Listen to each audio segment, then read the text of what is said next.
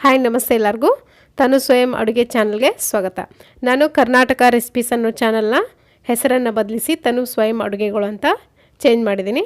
So ನಿಮಗೆ confuse ಆದರೆ ಈ ವಿಡಿಯೋ ನೋಡ್ಬೋದು. ನಾನಿವತ್ತು ಚಿಕನ್ 65 ಮಾಡೋದು ತೋರಿಸ್ತಿದ್ದೀನಿ. ಇದಕ್ಕೆ ಬೇಕಾಗಿರುವ ಸಾಮಗ್ರಿಗಳು, ನಾನಿಲ್ಲಿ ಒಂದು ಅರ್ಧ kg ಚಿಕನ್ನ ಕ್ಲೀನಾಗಿ ತೊಳೆದಿಟ್ಕೊಂಡಿದ್ದೀನಿ. ಆಮೇಲೆ ಇದೇನಿದೆ ಮ್ಯಾರಿನೇಷನ್ಗೆ 1 ಸ್ಪೂನಷ್ಟು ಶುಂಠಿ ಬೆಳ್ಳುಳ್ಳಿ ಪೇಸ್ಟ್ ತೊಗೊಂಡಿದ್ದೀನಿ. ಒಂದು 4 ರಿಂದ 5 ಹಸಿಮೆಣಸಿನ್ಕಾಯಿ ಈ ಥರ ಸೀಲ್ ಇಟ್ಕೊಂಡಿದ್ದೀನಿ. ಇದು ಆಪ್ಷನಲ್ಲು, ಬೇಕಿದ್ದರೆ ಹಾಕ್ಕೊಳ್ಳಿ. ಆಮೇಲೆ ರುಚಿಗೆ ತಕ್ಕಷ್ಟು ಉಪ್ಪು, ಪೆಪ್ಪರ್ ಪೌಡ್ರು ಒಂದು ಅರ್ಧ ಟೀ ಸ್ಪೂನಷ್ಟು ಬೇಕಾಗುತ್ತೆ, ಗರಂ ಮಸಾಲ 1 ಸ್ಪೂನ್ ಬೇಕಾಗುತ್ತೆ, ಅರ್ಧ ಟೀ ಸ್ಪೂನಷ್ಟು ಅಚ್ಕಾರದ ಪುಡಿ, ಆಮೇಲೆ ಇದು ಕಾರ್ನ್ಫ್ಲೋರು 1 ಕಪ್ನಷ್ಟು ತೊಗೊಂಡಿದ್ದೀನಿ, 1 ಟೀ ಸ್ಪೂನಷ್ಟು ಮೈದಾ ಹಿಟ್ಟು ತೊಗೊಂಡಿದ್ದೀನಿ. ಇದು ಎಗ್ ವೈಟು 1 ಮೊಟ್ಟೆನ ತೊಗೊಂಡಿದ್ದೀನಿ. ಆಮೇಲೆ ಇದು ಫುಡ್ ಕಲರು, ಇದು ಆಪ್ಷನಲ್ಲು, ಬೇಕಿದ್ದರೆ ಹಾಕ್ಕೊಳ್ಳಿ, ಕಲರ್ಗೋಸ್ಕರ ಹಾಕೋದು. ಹಾಗೆ ಒಗ್ಗರಣೆಗೆ ಇಲ್ಲಿ ನಾನು 1 ಈರುಳ್ಳಿನ ಈ ಥರ ದಪ್ಪದಾಗಿ ಕಟ್ ಮಾಡಿಟ್ಕೊಂಡಿದ್ದೀನಿ. ಹಾಗೆ ಕ್ಯಾಪ್ಸಿಕಮ್ ಕೂಡ ಈ ಥರ ಕಟ್ ಮಾಡಿಟ್ಕೊಂಡಿದ್ದೀನಿ. ಕ್ಯಾಪ್ಸಿಕಮ್ ಆಪ್ಷನಲ್ಲು, ಬೇಕಿದ್ದರೆ ಹಾಕ್ಕೊಳ್ಳಿ. ಆಮೇಲೆ ಇಲ್ಲಿ ಕರಿಬೇವಿನ ಸೊಪ್ಪು, ಕೊತ್ತಂಬರಿ ಸೊಪ್ಪು ಬೇಕಾಗುತ್ತೆ, ನಿಂಬೆಹಣ್ಣು, 1 ಹಸಿಮೆಣಸಿನ್ಕಾಯಿ ಮತ್ತು 1 ಈರುಳ್ಳಿನ ಸಣ್ಣದಾಗಿ ಕಟ್ ಮಾಡಿಟ್ಕೊಂಡಿದ್ದೀನಿ. ಇವಾಗ ಈ ಚಿಕನ್ ಏನಿದೆ ಮ್ಯಾರಿನೇಟ್ ಮಾಡ್ಕೊಳ್ಳೋಣ. ಇದಕ್ಕೆ ಶುಂಠಿ ಬೆಳ್ಳುಳ್ಳಿ ಪೇಸ್ಟ್ ಹಾಕ್ಕೊಳ್ತಿದ್ದೀನಿ. ಇದಾದಮೇಲೆ ಒಂದು ಅರ್ಧ ಟೀ ಸ್ಪೂನಷ್ಟು ಅಚ್ಕಾರದ ಪುಡಿ ಹಾಕ್ಕೊಳ್ತಿದ್ದೀನಿ. ಖಾರ ಬೇಕಿದ್ದರೆ ಇನ್ನೂ ಜಾಸ್ತಿ ಹಾಕ್ಕೊಳ್ಳಿ. ಒಂದು ಸ್ಪೂನಷ್ಟು ಈ ಗರಂ ಮಸಾಲ ಹಾಕ್ಕೊಳ್ತಿದ್ದೀನಿ. ನೀವು ಬೇಕಿದ್ದರೆ ಚಿಕನ್ ಮಸಾಲ ಅಂತ ಬರುತ್ತೆ, ಅದನ್ನು ಕೂಡ ಸೇರಿಸ್ಕೊಳ್ಬೋದು. ನಾನಿಲ್ಲಿ ಕೊನೆಯದಾಗಿ ಸೇರಿಸ್ಕೊಳ್ತೀನಿ. ಆಮೇಲೆ ಪೆಪ್ಪರ್ ಪೌಡ್ರು ಒಂದು ಅರ್ಧ ಟೀ ಸ್ಪೂನು, ಫುಡ್ ಕಲರ್ ಹಾಕ್ಕೊಳ್ತಿದ್ದೀನಿ 1-2 ಚಿಟಿಕೆಯಷ್ಟು. ಇದಾದಮೇಲೆ ರುಚಿಗೆ ತಕ್ಕಷ್ಟು ಉಪ್ಪು ಹಾಕ್ಕೊಳ್ತಿದ್ದೀನಿ. ಉಪ್ಪನ್ನ ಸ್ವಲ್ಪ ಕಡಿಮೆನೇ ಹಾಕ್ಕೊಳ್ಳಿ. ಆಮೇಲೆ ಒಂದು ಅರ್ಧ ನಿಂಬೆಹಣ್ಣನ್ನು ಇದಕ್ಕೆ ಹಿಂಡ್ಕೊಳ್ತಿದ್ದೀನಿ. ಇದಾದಮೇಲೆ ಈ ಮೈದಾ ಹಿಟ್ಟೇನಿದೆ ಇದನ್ನು ಹಾಕ್ಕೊಳ್ತಿದ್ದೀನಿ.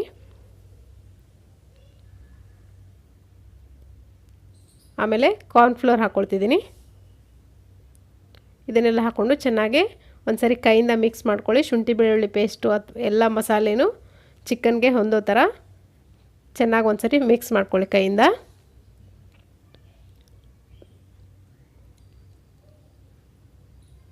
ಇದು 1/4 ಕಪ್ಪಿಂದ ನಾನು ಕಾರ್ನ್ಫ್ಲೋರ್ ತೊಗೊಂಡಿದ್ದೀನಿ. ಅರ್ಧ kg ಚಿಕನ್ಗೆ ಇಷ್ಟು ಸಾಕಾಗತ್ತೆ. ಆಮೇಲೆ ಎಗ್ ವೈಟ್ ಹಾಕ್ಕೊಳ್ತಿದ್ದೀನಿ.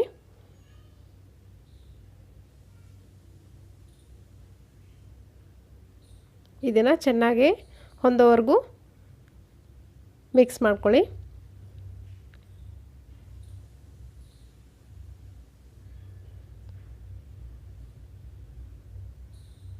ಆಮೇಲೆ ಇದಕ್ಕೆ ಹಸಿಮೆಣಸಿನ್ಕಾಯಿ ಹಾಕ್ಕೊಳ್ತಿದ್ದೀನಿ. ಹಸಿಮೆಣಸಿನ್ಕಾಯಿ ಆಪ್ಷನಲ್ಲು, ಬೇಕಿದ್ದರೆ ಹಾಕ್ಕೊಳ್ಳಿ, ಹಾಕ್ಕೊಂಡ್ರೆ ತುಂಬ ಚೆನ್ನಾಗಿರುತ್ತೆ. ಕೊನೆಯದಾಗಿ ಇದಕ್ಕೆ ಕೊತ್ತಂಬರಿ ಸೊಪ್ಪು ಕೂಡ ಸಣ್ಣದಾಗಿ ಕಟ್ ಮಾಡಿ ಹಾಕ್ಕೊಂಡಿದ್ದೀನಿ. ಇದನ್ನು ಏನಿಲ್ಲ ಅಂದರೂ ಒಂದು ಗಂಟೆ ನಾನು ಫ್ರಿಜ್ನಲ್ಲಿ ಇಡ್ತೀನಿ. ನೋಡಿ, 1 ಗಂಟೆ ಕಾಲ ನಾನು ಫ್ರಿಜ್ನಲ್ಲಿ ಇದನ್ನು ಇಟ್ಟಿದ್ದೆ. ಚೆನ್ನಾಗಿ ಮ್ಯಾರಿನೇಟ್ ಆಗುತ್ತೆ.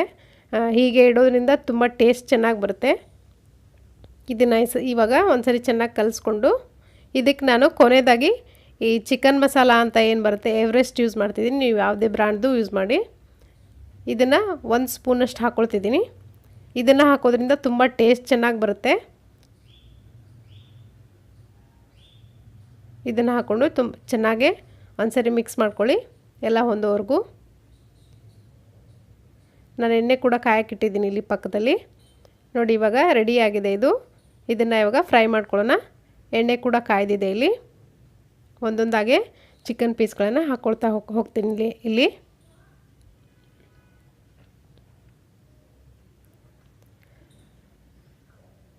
ತುಂಬ ಚೆನ್ನಾಗಿರುತ್ತೆ. ನೀವು ಇದೇ ಥರ ಇಷ್ಟೇ ಫ್ರೈ ಮಾಡ್ಕೊಂಡು ಬೇಕಿದ್ದರೂ ತಿನ್ಬೋದು. ಇದು ಕಬಾಬ್ ಆಗುತ್ತೆ. ನಾನಿಲ್ಲಿ 65 ಮಾಡ್ತಿರೋದ್ರಿಂದ ಕೊನೆಗೆ ಒಗ್ಗರಣೆ ಹಾಕಬೇಕಾಗತ್ತೆ.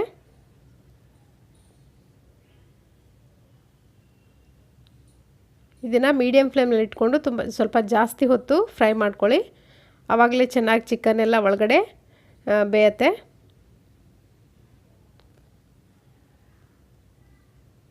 ಇವಾಗಿದು ಆಗಿದೆ, ತೆಗಿತಿದ್ದೀನಿ ಇದನ್ನು. ಇದೇ ಥರ ನಾನು ಎಲ್ಲ ಚಿಕನ್ ಪೀಸ್ಗಳನ್ನು ಫ್ರೈ ಮಾಡಿಕೊಂಡು ಇಟ್ಕೊಳ್ತೀನಿ. ನೋಡಿ ಇಲ್ಲಿ ಎಲ್ಲ ಚಿಕನ್ ಪೀಸ್ಗಳನ್ನು ನಾನು ಫ್ರೈ ಮಾಡ್ಕೊಂಡು ಇಟ್ಕೊಂಡಿದ್ದೀನಿ. ಇದಕ್ಕೆ ಇವಾಗ ಒಗ್ಗರಣೆ ಮಾಡ್ಕೊಳ್ಳೋಣ. ಇನ್ನೊಂದು ದೊಡ್ಡ ಪಾತ್ರೆನ ಬಿಸಿ ಇಟ್ಕೊಳ್ತಿದ್ದೀನಿ. ಇದಕ್ಕೆ ನಾನು ಆವಾಗಲೇ ತೋರಿಸ್ದಂಗೆ ಈ ಎಲ್ಲ ಸಾಮಗ್ರಿಗಳು ಒಗ್ಗರಣೆಗೆ ಬೇಕಾಗುತ್ತೆ. ಹಾಗೆ ನಾನಿಲ್ಲಿ ಒಂದು ಅರ್ಧ ಟೀ ಸ್ಪೂನಷ್ಟು ಅಚ್ಚ ಖಾರದ ಪುಡಿ ಕೂಡ ಬಳಸ್ತಿದ್ದೀನಿ. ನೀವು ಬೇಕಿದ್ರೆ ಸ್ಕಿಪ್ ಮಾಡ್ಬೋದು. ಆಮೇಲೆ ಸೋಯಾ ಸಾಸ್ 1 ಸ್ಪೂನ್ ಬೇಕಾಗುತ್ತೆ. ರೆಡ್ ಚಿಲ್ಲಿ ಸಾಸ್ 1 ಸ್ಪೂನ್ ಬೇಕಾಗುತ್ತೆ. ಆಮೇಲೆ ಟೊಮೆಟೊ ಸಾಸ್ 1 ಸ್ಪೂನ್ ಬೇಕಾಗುತ್ತೆ. 3 ಸಮ ಪ್ರಮಾಣದಲ್ಲಿ ಹಾಕ್ಕೊಳ್ಳಿ. ಇದಕ್ಕಿವಾಗ ಇದೇ ಫ್ರೈ ಮಾಡ್ಕೊಂಡಿರೋ ಎಣ್ಣೆಯಿಂದ ಒಂದು 2 ಟೇಬಲ್ ಸ್ಪೂನಷ್ಟು ಎಣ್ಣೆ ಹಾಕ್ಕೊಳ್ತಿದ್ದೀನಿ. ನೀವು ಬೇಕಿದ್ದರೆ ಬೆಣ್ಣೆ ಕೂಡ ಯೂಸ್ ಮಾಡ್ಬೋದು, ತುಂಬ ಟೇಸ್ಟ್ ಚೆನ್ನಾಗಿ ಬರುತ್ತೆ. ಇದಕ್ಕೆ ಇವಾಗ ಮೊದಲನೇದಾಗಿ ನಾನು ದಪ್ಪಗೆ ಕಟ್ ಮಾಡ್ಕೊಂಡಿರೋ ಈರುಳ್ಳಿನ ಮೊದಲಿಗೆ ಫ್ರೈ ಮಾಡಿಕೊಂಡು ತೆಗೆದಿಟ್ಕೊಳ್ತೀನಿ. ಈ ಥರ ಮಾಡೋದ್ರಿಂದ ಈರುಳ್ಳಿ ಜಾಸ್ತಿ ಹೊತ್ತು ಫ್ರೈ ಆಗಲ್ಲ. ನೀವು ಬೇಕಿದ್ದರೆ ಇದರಲ್ಲೇ ಎಲ್ಲ ಒಗ್ಗರಣೆ ಹಾಕಿ ಆಮೇಲೆ ಚಿಕನ್ನ ಸೇರಿಸ್ಕೊಳ್ಬೋದು. ನಾನಿಲ್ಲಿ ಇದನ್ನು ಸಪ್ರೇಟಾಗಿ ಎತ್ತಿ ತೆಗೆದಿಟ್ಕೊಳ್ತೀನಿ ಫ್ರೈ ಮಾಡಿಕೊಂಡು.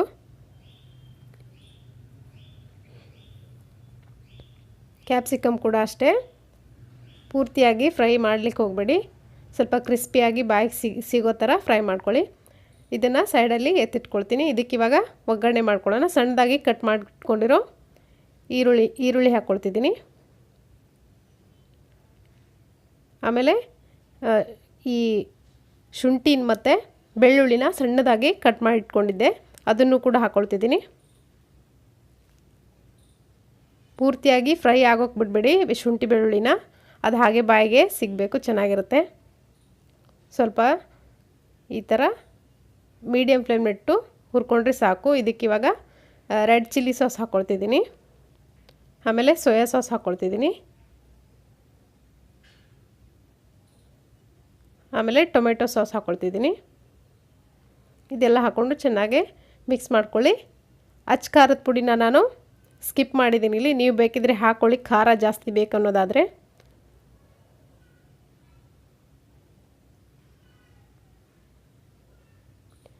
ಇದಾದಮೇಲೆ ಇದಕ್ಕೆ ಎಲ್ಲ ಚಿಕನ್ ಪೀಸ್ಗಳನ್ನು ಹಾಕ್ಕೊಂಡು ಚೆನ್ನಾಗಿ ಮಿಕ್ಸ್ ಮಾಡ್ಕೊಳ್ಳಿ. ನಾನಿಲ್ಲಿ ಕರಿಬೇವನ್ನು ಕೂಡ ಚೆನ್ನಾಗಿ ಡೀಪ್ ಫ್ರೈ ಮಾಡಿಕೊಂಡು ಇದರಲ್ಲೇ ಸೇರಿಸ್ಕೊಂಡಿದ್ದೀನಿ. ಇದಕ್ಕಿವಾಗ ರುಚಿಗೆ ತಕ್ಕಷ್ಟು ಉಪ್ಪು ಹಾಕ್ಕೊಳ್ತಿದ್ದೀನಿ. ಉಪ್ಪನ್ನು ನೋಡ್ಕೊಂಡು ಹಾಕ್ಕೊಳ್ಳಿ. ಚೆನ್ನಾಗಿ ಈ ಮಸಾಲೆ ಎಲ್ಲ ಅದಕ್ಕೆ ಚಿಕನ್ಗೆ ಹಿಡಿಯೋವರೆಗೂ ಮಿಕ್ಸ್ ಮಾಡ್ಕೊಳ್ಳಿ ಮೀಡಿಯಮ್ ಫ್ಲೇಮ್ನಲ್ಲಿಟ್ಟು. ಸೊ ವೀಕ್ಷಕರೇ, ದಯವಿಟ್ಟು ನನ್ನ ಚಾನಲ್ನ ಸಬ್ಸ್ಕ್ರೈಬ್ ಮಾಡ್ಕೊಳ್ಳಿ. ನನ್ನ ಅಡುಗೆಗಳನ್ನು ನೋಡ್ತಾ ಇರಿ. ನಾನು ಕರ್ನಾಟಕ ರೆಸಿಪೀಸನ್ನು ನೇಮನ್ನು ಬದಲಾಯಿಸಿ ತನು ಸ್ವಯಂ ಅಡುಗೆ ಅಂತ ಚೇಂಜ್ ಮಾಡಿದ್ದೀನಿ. ದಯವಿಟ್ಟು ಕನ್ಫ್ಯೂಸ್ ಆಗಬೇಡಿ. ತುಂಬ ಚೆನ್ನಾಗಿರುತ್ತೆ ಇದು. ಒಂದು ಸರಿ ಟ್ರೈ ಮಾಡಿ ನೋಡಿ, ತುಂಬ ಚೆನ್ನಾಗಿರುತ್ತೆ. ಇದಕ್ಕಿವಾಗ ಫ್ರೈ ಮಾಡಿ ಇಟ್ಕೊಂಡಿರೋ ಕ್ಯಾಪ್ಸಿಕಮ್ ಮತ್ತು ಈರುಳ್ಳಿ ಕೂಡ ಸೇರಿಸ್ಕೊಳ್ತಿದ್ದೀನಿ.